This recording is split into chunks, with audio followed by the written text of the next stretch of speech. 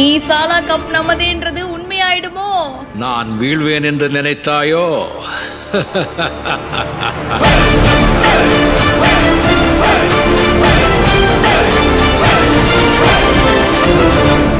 RCB அட்டகாசமா win பண்ணிருக்காங்க. முதல் குவாலிஃபயர் போட்டியில ஆர்சிபியும் பஞ்சாப் டீமும் மோதிச்சு.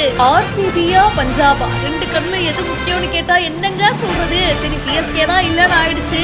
இந்த ரெண்டு டீமே பெரும்பாலும் நிறைய ரசிகர்களுக்கு ஃபேவரட்டான ஒரு டீமா இந்த சீசன்ல மாறி போச்சு. ஆர்சிபி ஜெயிக்கணும்னு ஒரு பக்கம் விராட் கோலியோட ஃபேன்ஸும், பஞ்சாப் ஜெயிக்கணும்னு ஒரு பக்கம் பிரீத்தி சிந்தா ஃபேன்ஸும் பயங்கரமா வெயிட் பண்ணிட்டு இருந்தாங்க. கடைசியில இன்னைக்கு மேட்ச் பாத்தீங்கன்னா ஒரு தலை பட்சமா முடிஞ்சு போச்சு.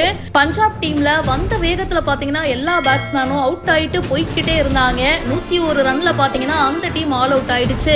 சின்ன கல்லு பெத்த லாபம் அப்படின்ற மாதிரி 101 ரன் தானே, எப்படி அடிக்கிறோம் பாருங்க அப்படின்னு ஆர்சிபி டீம் பட்டையை கிளப்பிட்டாங்க. சால்ட் 27 பந்துகள்ல 56 ரன்கள், 6 4 3 சிக்ஸர், அவ்வளவுதாங்க. ஆட்டத்தை முடிச்சுக்கிட்டு போய்கிட்டே இருந்துட்டாரு மனுஷன். நினைச்ச மாதிரி ஆர்சிபி 10 ஓவர்ல 106 ரன்கள் எடுத்து 8 விக்கெட் வித்தியாசத்துல வின் பண்ணியிருக்கு. மாபெரும் வெற்றி தாங்க இது.